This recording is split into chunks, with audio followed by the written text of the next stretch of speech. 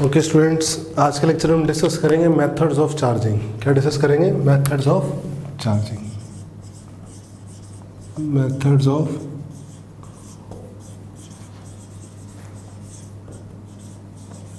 Charging. ठीक है बेटा। मेथड्स ऑफ चार्जिंग में सबसे पहले होता है बेटा फ्रिक्शनल चार्जिंग। आप ये इसको समझो, चार्जिंग बाय फ्रिक्शन या फ्रिक्शनल चार्जिंग। सबसे पहले आपको ये समझाता हूँ। ठीक है बेटा, होता क्या है, मान लो दो बॉडीज़ हैं। फ्रिक्शनल चार्जिंग में करते हैं हम, दो बॉडीज़ को रब करते हैं। ठीक है, वही rub two bodies, different bodies, two different bodies होनी चाहिए।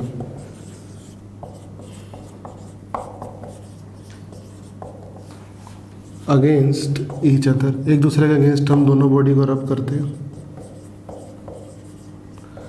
आप बचपन से पढ़ते आ रहे हो, रब करने से क्या होता है? किसी दो चीज़ों को रब करेंगे तो क्या होगा? हीट निकलेगी। क्या निकलेगी? हीट। उस हीट से क्या होगा? एनर्जी मिलेगी इलेक्ट्रॉन्स को। इलेक्ट्रॉन्स को क्या मिलेगी बेटा? एनर्जी मिलेगी। ठीक है।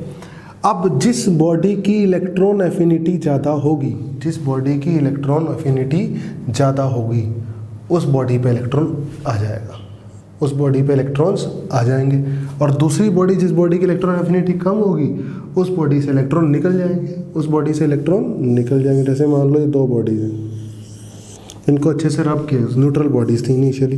कैसी बॉडीज़ थी? Neutral body initially. दोनों बॉडी को क्या किया? रब किया। ठीक है, मान लो ये ए बॉडी है, ये बी बॉडी है। ठीक है, मान लो बी बॉडी की इलेक्ट्रॉन एफिनिटी ज़्यादा है, इलेक्ट्रॉन एफिनिटी ज़्यादा है ए बॉडी से, तो क्या होगा? क्या होगा बेटा? बी बॉडी पे नेगेटिव चार्ज आ जाएगा और ए बॉडी पे कैसा चार्ज आ जाएगा? पॉजिटिव। 1 2 3 4 5 6, मतलब जितना इलेक्ट्रॉन देगी उतने की तो इलेक्ट्रॉन की इसमें कमी हो जाएगी। देने वाला तो यही है, देने वाला तो यही है। ठीक है, अब आप ये समझ सकते हो कि मान लो जब रबिंग हुई, तो रबिंग होते हुए इलेक्ट्रॉन इस बॉडी से इस बॉडी में ही क्यों गए? एयर में क्यों नहीं चले गए? एयर में क्यों नहीं चले गए इलेक्ट्रॉन? इस बॉडी से इसमें ही क्यों आए? क्योंकि इसकी इलेक्ट्रॉन एफिनिटी एयर से ज़्यादा है। एयर से इसकी इलेक्ट्रॉन एफिनिटी क्या है? ज़्यादा। इसीलिए इलेक्ट्रॉन इसने लिए, इसीलिए इलेक्ट्रॉन बेटा इसने लिए। और एयर को हम क्या मानते हैं? Bad conductor. क्या मानते हैं? बैड कंडक्टर मानते हैं हम एयर को। सही बात है, एक नंबर बात ये हुई। ठीक है बेटा, दूसरी नंबर बात, हम ये कहते हैं कि दोनों बॉडीज में से एक बॉडी का इंसुलेटर होना बहुत ज़रूरी है, नॉन कंडक्टिंग होना बहुत ज़रूरी है। At least one body should be, at least दोनों हो जाए तब भी कोई दिक्कत नहीं है, at least one body should be non conducting. Non conducting होनी चाहिए कम से कम एक body, at least one body should be non conducting. क्यों जी? अब ऐसा क्या ज़रूरत पड़ गई? मान लो मैंने दो बॉडीज़ को रब किया। क्या किया? रब किया। रब किया तो इस बॉडी के इलेक्ट्रॉन इसमें चले गए। मान लो इसकी एफिनिटी ज़्यादा है, बी की एफिनिटी क्या है? ज़्यादा ए से। एफिनिटी, इलेक्ट्रॉन एफिनिटी बी की ज़्यादा, इलेक्ट्रॉन एफिनिटी ए से, तो इसमें चले गए इलेक्ट्रॉन, बिल्कुल चले गए। अगर दोनों बॉडीज़ कंडक्टिंग हुई तो अगर एक पल के लिए भी ये दोनों साथ जुड़े रह गए तो दोबारा इलेक्ट्रॉन इसमें चला जाएगा। होता क्या है बेटा, जब इलेक्ट्रॉन एक बॉडी से निकल के दूसरी बॉडी में जाता है तो इस बॉडी का पोटेंशियल राइज करेगा। जो बॉडी पॉजिटिव चार्ज होती है उस बॉडी का पोटेंशियल राइज करेगा, और जो बॉडी नेगेटिव चार्ज होती है उस बॉडी का पोटेंशियल लो होगा, नेगेटिव होगा। जो बॉडी पॉजिटिव चार्ज होती है, हमेशा याद रखना आप फिलहाल के लिए, आप ऐसे समझो कि कोई पॉजिटिव चार्ज बॉडी है तो उसका पॉजिटिव पोटेंशियल अगर वो अकेली पड़ी है तो ऐसे समझो उस बॉडी की वजह से उसका कैसा पोटेंशियल पॉजिटिव। कोई नेगेटिवली चार्ज बॉडी है तो उसका अपने चार्ज की वजह से उसका पोटेंशियल कैसा नेगेटिव। अब इतना समझो। और पॉजिटिव को हाई पोटेंशियल, नेगेटिव को लो पोटेंशियल बोलते हैं।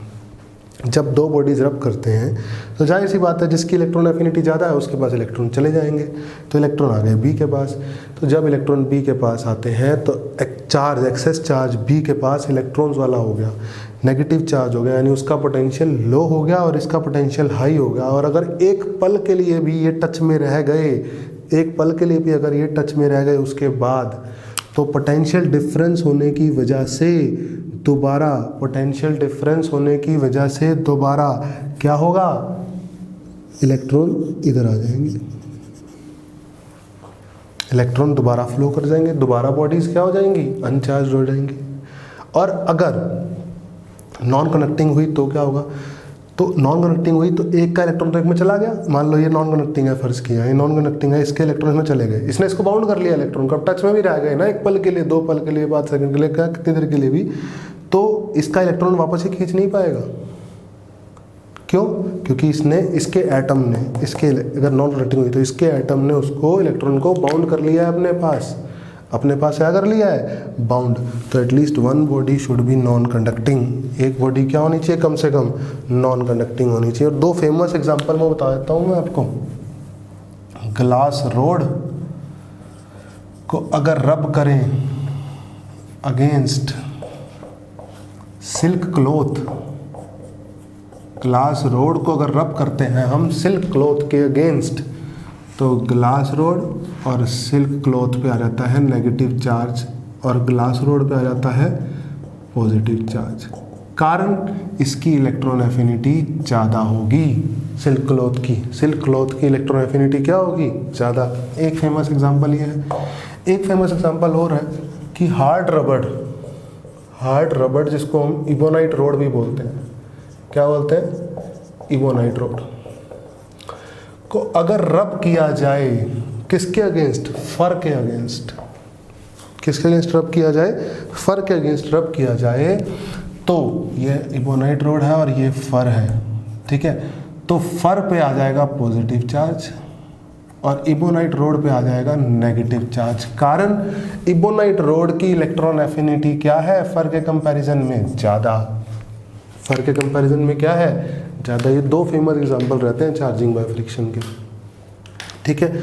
तो क्या क्या बातें आपने सीखी। पहली बात, हमेशा याद रखना बॉडी को अगर चार्ज करना ना, किस चार्ज करना है, तो बॉडी के पास वो हमें एनर्जी चाहिए होगी। अगर किसी बॉडी को हमने चार्ज करना है, जैसे मान लो फिलहाल ये 2 बॉडी अनचार्ज थी, इन दोनों बॉडीज को अगर चार्ज करना था ना, सबसे ज़रूरी बात एनर्जी चाहिए होगी। एनर्जी आई कहाँ से, रब किया, फ्रिक्शन हुई, हीट निकली, हीट से एनर्जी आई। अब जिसकी इलेक्ट्रॉन एफिनिटी ज़्यादा उस पर इलेक्ट्रॉन आ गए और जिसकी इलेक्ट्रॉन एफिनिटी कम उस पर पॉजिटिव चार्ज आ गया। अब इलेक्ट्रॉन एयर में क्यों ना चले गए भैया, इलेक्ट्रॉन एयर में इसलिए नहीं गए क्योंकि एयर बैड कंडक्टर है एज कंपेरिजन टू दिस, पहली नंबर बात। दूसरी नंबर बात, इसकी इलेक्ट्रॉन एफिनिटी एयर के कंपेरिजन में क्या है, ज़्यादा है, हम ऐसा मान के चल रहे हैं, इसलिए इलेक्ट्रॉन इसमें आए, ठीक है।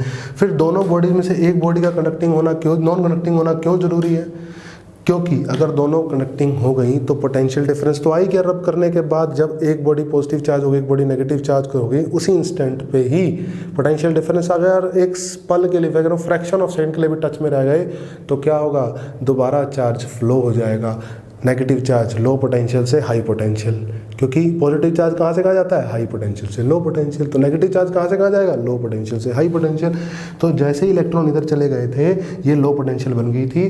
तो इस अगर ये कंडक्टिंग हुई दोनों बॉडीज़, तो इसका इलेक्ट्रॉन तो फ्री है, जो आपने चार्ज दिया, एक्सेस चार्ज दिया, वो सरफेस पे ही है। सरफेस पे ही होने की वजह से क्या होगा, वापस में चला जाएगा, पोटेंशियल डिफरेंस मिला हुआ है और टच में है ही, ठीक है। तो this is what charging by friction, charging by friction, ठीक है बेटा। अब हम पढ़ते हैं चार्जिंग बाय कंडक्शन। क्या पढ़ते हैं, चार्जिंग बाय कंडक्शन। पहले इसको आप डिटेल में इस लेक्चर को समझो, फिर हम पॉज करके फिर हम पढ़ेंगे charging by conduction. Okay students.